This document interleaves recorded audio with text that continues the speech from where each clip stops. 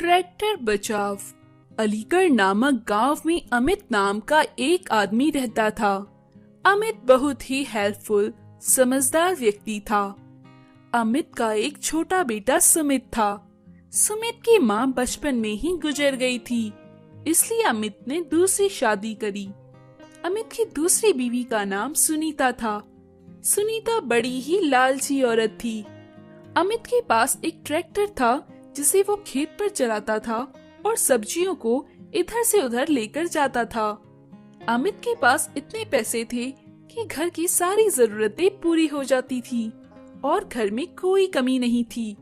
पर सुनीता अपने सारे पैसे अपने मेकअप में और अपने आप को सजने संवारने में खर्च कर देती थी। पर अमित एक सीधा सादा आदमी था। गांव में जब भी कोई दुर्घटना होती या किसी को भी कोई जरूरत होती तो अमित उसकी मदद जरूर करता था। अमित का लोगों की यूं मदद करना सुनीता को बिल्कुल पसंद नहीं था। एक दिन अमित के पास एक आदमी आया और बोला, मेरी बेटी की शादी है, शहर से सामान लेकर आना है, तुम अपने ट्रैक्टर पर लाना और मैं तुम्हें पैसे दूंगा। अमित बोला, ठीक है, अगर आप मुझे पैसे नहीं भी देते मैं आपका तो भी काम करता। तभी एक आदमी वहाँ दौड़ता हुआ आया और बोला, अमित भाई, मेरी माँ की तबीयत बहुत खराब हो गई है, एम्बुलेंस को बुलाया है लेकिन शहर से आने में उसे बहुत समय लग जाएगा। आप ट्रैक्टर में लेकर चलो ना, नहीं तो वो मर जाएगी, आप उसे अस्पताल छोड़ दो। अमित ने तुरंत ट्रैक्टर निकाला और अस्पताल के लिए निकल पड़ा। अमित जब अस्पताल से वापस आया तो अमित की बीवी बोली, सुनो जी, मैं अपने मायके जा रही हूँ, तुम यहाँ लोगों की मदद ही करते रहते हो। इतना ध्यान अगर तुम अपना काम करने में लगाते तो हमारे पास और भी बहुत से पैसे होते। तुम लोगों की मुफ्त में मदद करते रहते हो, अगर पैसे कुछ कमाते तो आज हमारे पास और भी बहुत सा पैसा होता। अमित बोला, अरे भाग्यवान, हमारे पास जरूरत के अनुसार काफी पैसा है और सारा सामान भी है। कुछ काम अगर हम गरीब लोगों के आ जाएं, तो इसमें क्या बुराई है।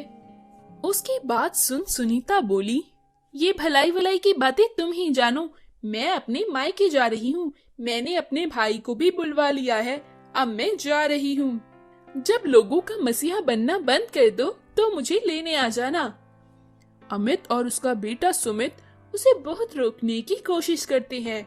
सुमित बोला, माँ मत जाओ ना, पापा बहुत अच्छा काम करते हैं, मेरे स्कूल में तो सारे लोग पापा की बड़ी तारीफ करते हैं, बस आप ही पापा को ऐसे बोलती हो। मेरे मास्टर भी कहते हैं दूसरों की मदद करना नेकी का काम होता है। सुनीता बोली, मैं अपने मायके जा रही हूँ, तुम और तुम्हारे पापा नेकी करते रहो, मेरा भाई आने वाला है, मैं जा रही हूँ। तभी सुनीता का भाई बाइक लेकर वहाँ आ जाता है। सुनीता अपने भाई के साथ बाइक पर बैठकर वहाँ से निकल जाती है। रास्ते में सामने से एक ट्रक आ रहा होता है, जिसकी वजह से सुनीता के भाई का बैलेंस बिगड़ जाता है और वो दोनों एक खड्डे में जाकर गिर जाते हैं। सुनीता और उसका भाई दोनों कराहते हुए बोलते हैं, बचाओ, कोई हमें यहाँ से बचाओ, मदद के लिए कोई आओ। कराहते कराहते सुनीता का भाई बेहोश हो जाता है, उसे बहुत चोट आई होती है। सुनीता जोर जोर से रोती चीखती है, पर कोई वहाँ नहीं आता। कोई बचाओ हमें, हमारी मदद करो। तभी सुमित अपनी साइकिल से वहाँ से मार्केट को जा रहा होता है। वो उन दोनों को देखता है और साइकिल से घर जाकर पापा को बताता है। उसके पापा जल्दी से अपना ट्रैक्टर लेकर आते हैं और उन दोनों को अस्पताल लेकर जाते हैं।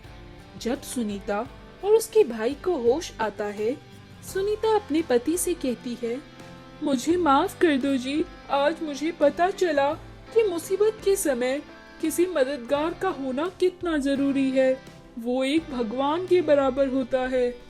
मुझे अपनी गलती पर बहुत पछतावा है। ऐसा कहकर वो अपने बेटे सुमित के गले लगती है और उससे पुचकारती है। तो दोस्तों, हमें हमेशा कुछ समय दूसरों की मदद के लिए भी निकालना चाहिए। साइंटिस्ट निक्कू। शिवपुरी नगर में जग्गू के चाचा का बेटा निक्कू शहर से पढ़ लिख कर आया था। निक्कू को शिवपुर नगर बहुत अच्छा लगा। उसने वहाँ जमीन खरीद ली और वहाँ एक लैब बनाई जहाँ वो अपने आविष्कार करने लगा। निक्कू को छोटे मोटे आविष्कार करने का बड़ा शौक था। उसने देखा कि शिवपुर नगर वासियों की खेत की उपज बहुत कम होती है।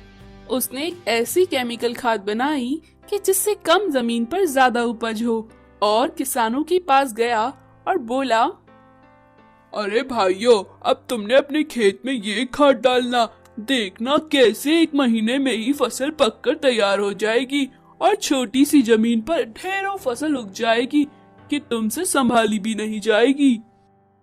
उसकी बात सुन किसानों ने केमिकल खाद अपने खेत पर डाली और 1 महीने बाद बहुत उपज हो गई। एक छोटे से किसान के पास भी बहुत सा अनाज हो गया था। मार्केट में अनाज के दाम कम हो गए। कोई भी अनाज खरीदना नहीं चाहता था। केमिकल खाद वाला अनाज खाने से नगर के लोग बीमार पड़ने लगी। डॉक्टर ने बताया कि ये सब केमिकल वाली खाद की फसल खाने से हो रहा है, जिससे लोग बड़े परेशान हुए। फिर जैसे तैसे लोग ठीक हुए। कुछ टाइम बाद निक्कू ने देखा कि एक आदमी मुर्गे के रोज 10 अंडे लेकर आता है और उन्हें बेचता है।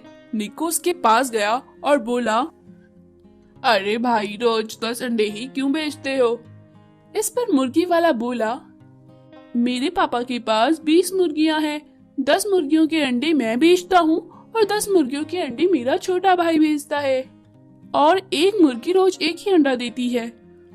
इस पर निक्कू बोला, अच्छा, तो मैं तुम्हारे लिए एक ऐसा आविष्कार करूंगा कि तुम्हारी मुर्गियां अंडे देती ही रहेंगी। निक्कू अपनी लैब में फिर गया और उसने फिर से एक केमिकल तैयार किया और मुर्गियों को ले जाकर दे दिया, जिससे मुर्गी ने अंडे देना शुरू किया और वो रुकी ही नहीं। सारा दिन वो अंडे देती रही। पूरे मोहल्ले में तो मानो अंडे ही अंडे थे। सारे लोग और मुर्गी वाला परेशान हो गया कि आखिर अंडे देने से मुर्गी को कैसे रोका जाए। गली पूरी अंडों से भर गई थी। सारे लोग छतों पर चढ़कर मुर्गी के अंडे रोकने का इंतजार करते रहे, पर मुर्गी अंडे देती ही जा रही थी। आखिर में सारी मुर्गियों को मारना पड़ा और वो केमिकल वाले अंडे जिसने भी खाए वो बीमार पड़ चुका था। लोगों ने हाथ जोड़ लिए कि आज के बाद निक्कू का कोई भी आविष्कार करने नहीं देना। उन्होंने उसकी लैब में ताला लगवा दिया, पर सन की निक्कू घर पर ही कुछ ना कुछ केमिकल बनाता रहता। एक बार की बात है, उसने देखा कि एक गाय का बच्चा बहुत छोटा है। वो अपने दोस्त से बोला, मैं इस गाय के बच्चे को कल तक बड़ा कर दूंगा, फिर ये जल्द ही दूध देने लगेगा। निक्कू रात भर फिर से अपने घर में ही केमिकल तैयार करने में जुट गया। उसने रात भर एक केमिकल तैयार किया। उसके बाद निक्कू सो गया। जब वो सुबह उठा तो उसने देखा कि उसका बेटा बहुत ही लंबा हो गया है। उसका बेटा बस्ता लेकर स्कूल जाने को लगा और बोला, पापा पापा, कल रात को यह जो लिक्विड था उसे मैं पी गया और मैं सुबह तक इतना लंबा हो गया हूँ। अब मैं क्या करूँ? मैं स्कूल कैसे जाऊँगा? बस में तो मैं बैठ भी नहीं पाऊंगा। उसे देखकर और उसकी बातें सुनकर निक्कू बेहोश हो गया। अस्पताल लेके गए निक्कू को तो डॉक्टर बोला, माइनर अटैक आया है, कुछ देर में ये होश में आ जाएगा। निक्कू के होश में आने के बाद डॉक्टर निक्कू को बोला, अरे साइंटिस्ट निक्कू जी, कितनी बार कहा है प्रकृति के साथ छेड़छाड़ मत करा करो। जो चीज प्रकृति ने जैसी बनाई है उसमें केमिकल से बदलाव करने पर नुकसान ही पहुंचता है, पर तुम सुनते नहीं हो। तुम्हारी वजह से नगर वासियों को कितनी बार अस्पताल में भर्ती होना पड़ा है, फिर भी तुम अपनी आदत से बाज नहीं आते। निक्कू बोला, मैं कसम खाता हूँ, मैं आज के बाद कोई भी केमिकल नहीं बनाऊंगा, दूर ही रहूंगा इन सब चीजों से, हाथ भी नहीं लगाऊंगा। डॉक्टर बोला, अरे कसम न खाओ, पहले अपने बेटे को तो ठीक कर लो। तभी वहाँ गोलू, निक्कू का बेटा आ जाता है। गोलू को इतना लंबा देखकर निक्कू फिर से बेहोश हो जाता है। तो दोस्तों, हमें प्रकृति के साथ छेड़छाड़ नहीं करनी चाहिए। जो चीज जैसी है वो वैसे ही अच्छी है।